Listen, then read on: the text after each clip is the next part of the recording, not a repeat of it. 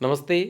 कक्षा 11 है, विषय हिंदी साहित्य के लिए रस विचार पढ़ते हैं। तो रस का शाब्दिक अर्थ होता है आनंद, अर्थात किसी काव्य रचना को पढ़ने पर किसी आनंद की प्राप्ति होती है तो उसे रस कहते हैं। आचार्य भरत मुनि को रस शास्त्र का जनक या प्रवर्तक माना जाता है। आपने अपने ग्रंथ नाट्य शास्त्र में रस की परिभाषा इस प्रकार दी है कि विभावानुभाव व्यभिचारी संयोगाद्रसय निष्पत्ति, अर्थात विभाव अनुभाव व व्यभिचारी भावों के संयोग से रस की उत्पत्ति होती है।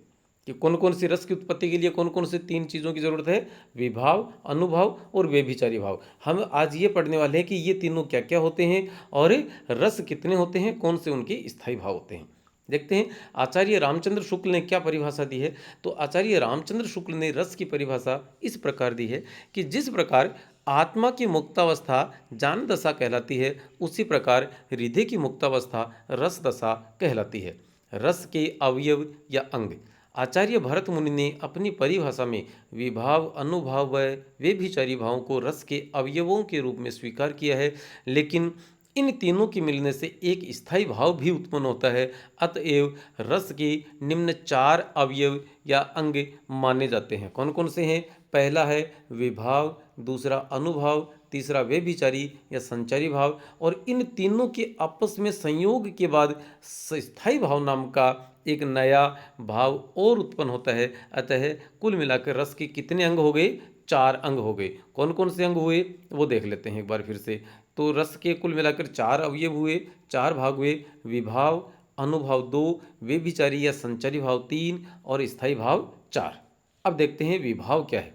विभाव का अर्थ होता है कारण, अर्थात जिन मुख्य कारणों से रस की उत्पत्ति होती है वे कारण ही विभाव कहलाते हैं। और विभाव दो प्रकार के होते हैं। पहला आलंबन विभाव, दूसरा उद्दीपन विभाव। आलंबन विभाव कौन सा होता है कि रस की उत्पत्ति के सहजीव कारणों को आलंबन विभाव कहते हैं। कौन से? सहजीव, जो सांस ले सकते हैं, अर्थात जिस व्यक्ति या प्राणी को देखकर रस की उत्पत्ति होती है उसे ही आलंबन विभाव कहा जाता है। जैसे श्रृंगार रस में नायक या नायिका, रौद्र रस में देशद्रोही या दुराचारी व्यक्ति। उद्दीपन विभाव क्या होता है कि रस की उत्पत्ति के प्राकृतिक कारणों को, आलंबन क्या था? सहजीव। उद्दीपन कौन सा विभाव है? प्राकृतिक कारणों को। कि रस की उत्पत्ति के प्राकृतिक कारणों को उद्दीपन विभाव कहा जाता है, अर्थात किसी विशेष दृश्य को देखकर रस की उत्पत्ति होती है तो उसे उद्दीपन विभाव कहा जाता है। जैसे श्रृंगार रस में नदी का तट, लता कुंज, पूर्णमासी की रात, वन या उपवन इत्यादि। और करुण रस में शमशान भूमि के दृश्य आदि। अब आता है आलंबन विभाव के भेद। आलंबन विभाव हमने पढ़ा कि सहजीव कारणों को क्या कहते हैं?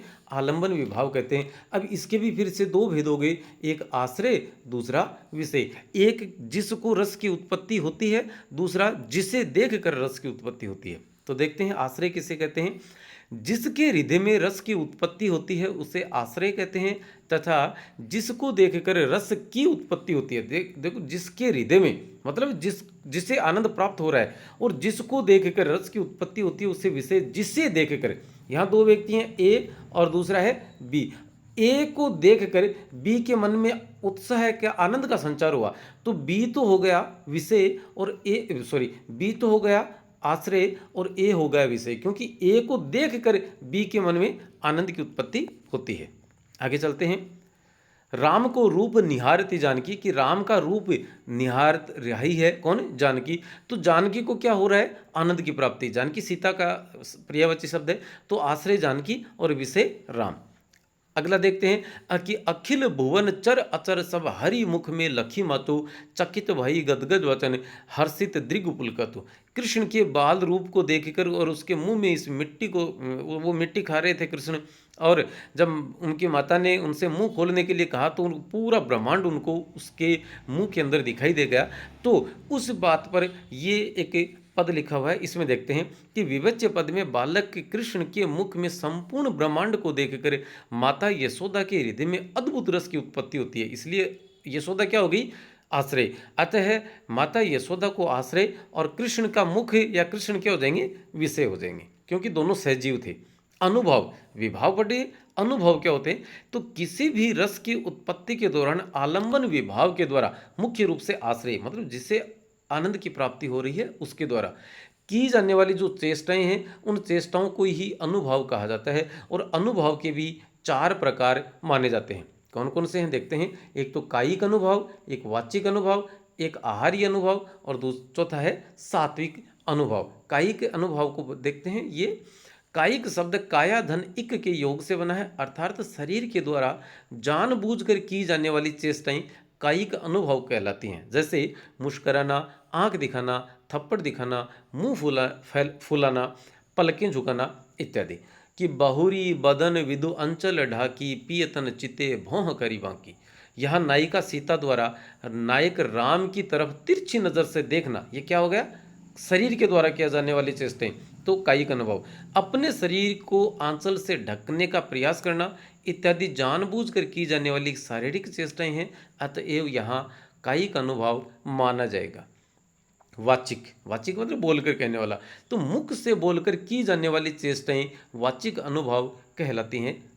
पद यहाँ लिखा है कि बतरस लालच लाल की मुरलीधरी लुकाए, सोह करें बहुनी हंसे देन कहे नट जाए। तो यहाँ राधा द्वारा मुरली देने से मना करना वाचिक अनुभव माना जाएगा। आगे देखते हैं आहार्य अनुभव। आहार्य का शाब्दिक अर्थ होता है वेशभूषा, अर्थात वेशभूषा के द्वारा जो चेष्टाएं की जाती हैं या जहाँ किसी वेशभूषा का वर्णन प्राप्त होता है वहाँ आहार्य अनुभव माना जाता है। कि सखा साथ में, वेणु हाथ में, ग्रीवा बेमल वाला, केकी किरीट पीठ पित्तपट सुभूषित, रज रंजित लट वाला। तो यहाँ पर क्या हो गया कि कृष्ण की जो वेशभूषा थी उस वेशभूषा का वर्णन किया गया है, इसलिए आहार्य अनुभव। आगे आता है सात्विक अनुभव। तो शरीर से स्वतः उत्पन्न होने वाली चेष्टाएं सात्विक अनुभव कहलाती हैं, अर्थात ऐसी चेष्टाएं जो न चाहने पर भी स्वतः उत्पन्न हो जाती हैं वे सात्विक अनुभव कहलाती हैं। सात्विक अनुभव कुल मिलाकर 8 प्रकार के होते हैं। कितने होते हैं ये? 8 प्रकार के होते हैं। कौन कौन से देखते हैं। स्तंभ, शरीर का जड़ हो जाना, स्वेद, पसीना आना, स्वरभंग, आवाज का लड़खड़ाना या आवाज का नहीं निकलना, वैपथु मतलब कंपन या शरीर का कांपना, वैवर्ण्य, शरीर या चेहरे का रंग उड़ जाना, अश्रुपात, आंसू निकलना या बहना, रोमांच, रोम रोम खिल जाना और प्रलय, बेहोश या मूर्छित हो जाना। अब इसका एक सूत्र है। सूत्र इस प्रकार से है कि 3 सै ने 2 वै पर आरोप लगाया। आरोपे का तो हो जाएगा अश्रुपात, रोमांच और प्रलय। 3 सै का हो जाएगा स्वरभंग, स्वेद और स्तंभ। और वै का 2 वै से हो जाएगा वैपथु और वैवर्ण्य। उदाहरण के रूप में कि सीता और न बोल सकी, गदगद कंठ ने खोल सकी, मतलब स्वरभंग, वो बोल नहीं पाई। नयन सजल तन थर थर कांपी, मांझ ही खाई मीन जपू मापी, मतलब वैपथु कंपन तथा अश्रुपात अनुभव। आगे लिखा है राम को रूप निहारती जानकी, कंकन के नग की परछाई, याते सवे सुधि भूल गई, कर टेकी रहते पल टारत नहीं, मतलब स्तंभ अनुभव यहाँ पर माना जाएगा। अब आता है तीसरा व्यभिचारी या संचारी भाव। तो रस की उत्पत्ति के दौरान प्रत्येक रस का एक स्थायी भाव उत्पन्न होता है, परंतु उस स्थायी भाव के साथ कुछ भाव ऐसे होते हैं जो थोड़े समय के लिए अपना काम करते हैं और काम समाप्त होने पर स्वयं ही लुप्त हो जाते हैं।